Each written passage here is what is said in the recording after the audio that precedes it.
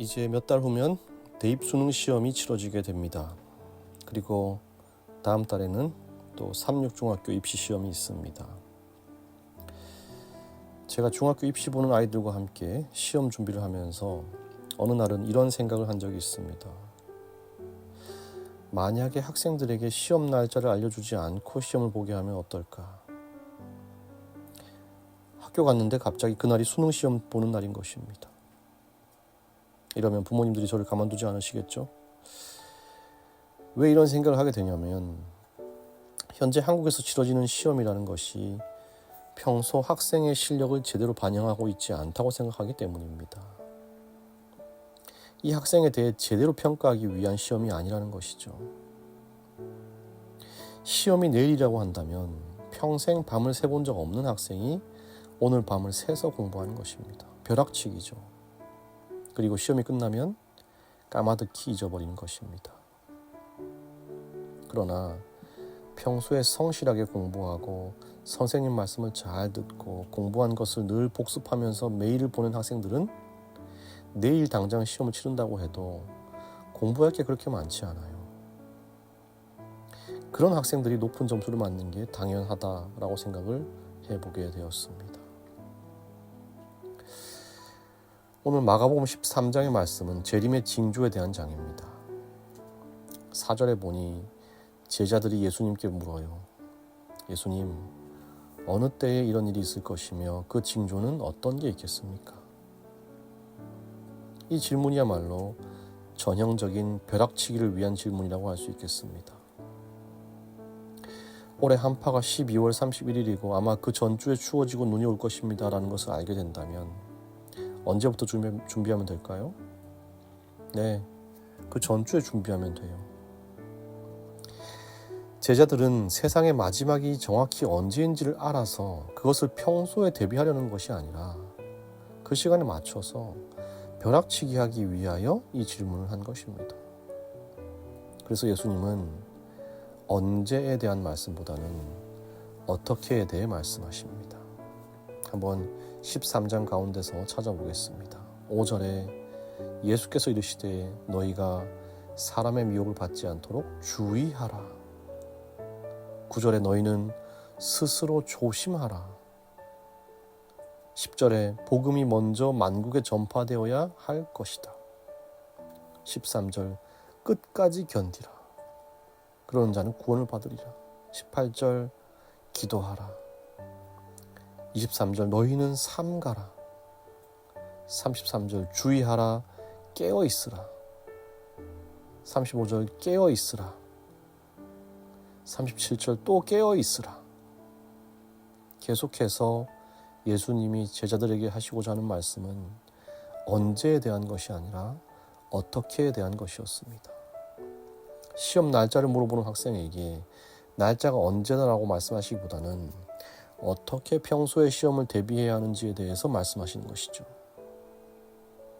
여러분, 하나님을 믿는 재림신앙이라는 것은 재림이 언제 올지에 대한 신앙이 아닙니다. 그러면요, 재림을 어떻게 준비할지에 대한 신앙인 것입니다. 우리는 어떻게 재림을 준비하고 있습니까? 다시 예수님의 말씀을 좀 읽어드리면요, 우리는 미혹에 주의해야 합니다. 지금 이 교단 내에 얼마나 많은 미혹이 있습니까? 그래서 스스로 조심해야 해요. 그리고 복음을 땅끝까지 전파하기 위하여 힘써야 합니다. 그리고 우리는 매일의 삶에서 끝까지 견뎌야 하고 인내해야 하고요. 기도하며 재림을 준비해야 합니다. 믿음의 신앙을 지켜나가야 합니다. 악한 것을 스스로 삼가고요. 하나님의 말씀 외의 것을 다루는 일에 있어서 주의해야 합니다. 날마다 깨어 있어야 합니다. 열처녀의 비유처럼 성령의 기름을 가지고 깨어 있어야 하는 것이죠. 말씀과 기도 생활에 힘써야 하는 것입니다. 요한복음 14장 3절에 보면 이런 말씀이 있습니다. 가서 너희를 위하여 거처를 예비하면 내가 다시 와서 너희를 내게로 영접하여 나 있는 곳에 너희도 있게 하리라. 재림의 약속입니다. 주님이 제자들을 불러놓고 승천하시기 전에 하신 말씀입니다. 여기 중요한 단어는 다시 와서라는 단어입니다. 내가 다시 와서. 요한은 이 다시 와서를 어떻게 표현했냐면 헬라어 미래 시제 완료형으로 기록했어요. 무슨 말이냐면 아직 일어나지 않은 그리스도의 재림이 미래의 일이지만 너무나도 확실한 사건이기 때문에 확실히 다시 오실 것이기 때문에 마치 오늘 그 일이 일어나는 것처럼 살아가는 것입니다. 이것이 미래 시제 완료형의 이유인 것입니다. 사랑하는 성도 여러분, 바로 여기에 재림신앙의 핵심이 있습니다. 주님은 확실히 오십니다.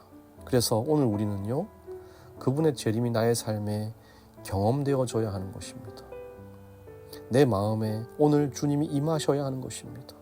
우리 가정에, 우리 교회에, 우리 사회에, 우리 나라에 오늘 주님이 임하셔야 하는 것입니다. 그래서 그분과 동행하는 삶을 사는 것입니다. 막연한 미래의 일을 보면서 오늘을 참고 또 참는 것이 아니라 오늘 그 재림을 경험하며 기쁨과 환희 속에 살아가는 것입니다. 바로 여기에 약속하신 재림의 진짜 의미가 있는 것입니다. 1895년 원고를 보면요, 하나님께는 과거와 현재와 미래가 다 동일하시다. 하나님은 아득히 먼 과거의 사실들과 먼 미래를 보시되 우리가 매일 일어나고 있는 일들을 보고 있는 것처럼 분명하게 보신다. 우리는 우리 앞에 무엇이 놓여 있는지 모른다. 만약 알 수 있다 해도 그것이 우리의 영원한 복지에는 아무런 도움이 되지 않을 것이다. 하나님은 우리에게 크시고 항상 계신 분을 믿고 의지할 수 있는 믿음을 활용할 기회를 주신다. 예수님의 재림은 사람의 시간으로는 미래에 있을 사건이지만 사실 하나님 안에서 벌어지는 우리의 영적인 시간 속에는요, 결코 미래의 어느 날 일어날 사건이 아닌 것입니다. 재림은 지금 저와 여러분을 모든 근심으로부터 해방시키기 위하여 내 마음 가운데 오시는 현재의 그분을 경험하는 것, 그게 재림신앙인 것입니다. 사랑하는 성도 여러분, 이 신앙 안에서 주의 사랑하는 영화원 교회의 모든 성도들이 소망을 갖고 믿음으로 평강을 누리고 끝까지 믿음을 여정히 이어가시다가 마침내 사람의 시간 속에 주님이 실제 재림하실 때에 우리 모두가 영광 가운데 그분을 맞이하게 되시기를 간절히 바랍니다. 영존하시는 하나님 아버지, 오늘 이 땅에 다시 오시겠다 약속하시면서 그 약속만으로도 너무나 벅차고 감사하온데 매일 우리 마음에 우리 가정에 임하시겠다고 약속하시니 참으로 감사와 찬송을 돌립니다. 주님의 재림을 소망하면서 오늘 하루도 주님과 동행하며 살아가는 우리 모두가 되게 하여 주시옵소서. 주님, 신성한 어린이를 위하여 기도합니다. 비록 아직 어리고 연약한 아기이지만 영합반에서 배우는 여러 예수님의 말씀들과 믿음의 용사들의 이야기를 통해서 굳세고 강한 주님의 여아로 자라나게 하시고 품성과 영성과 지성이 고르게 발달되어 주님의 이름을 온 세상에 드높이는 드보라와 같은 어린이가 되게 하여 주시옵소서. 예수님의 이름으로 기도합니다. 아멘.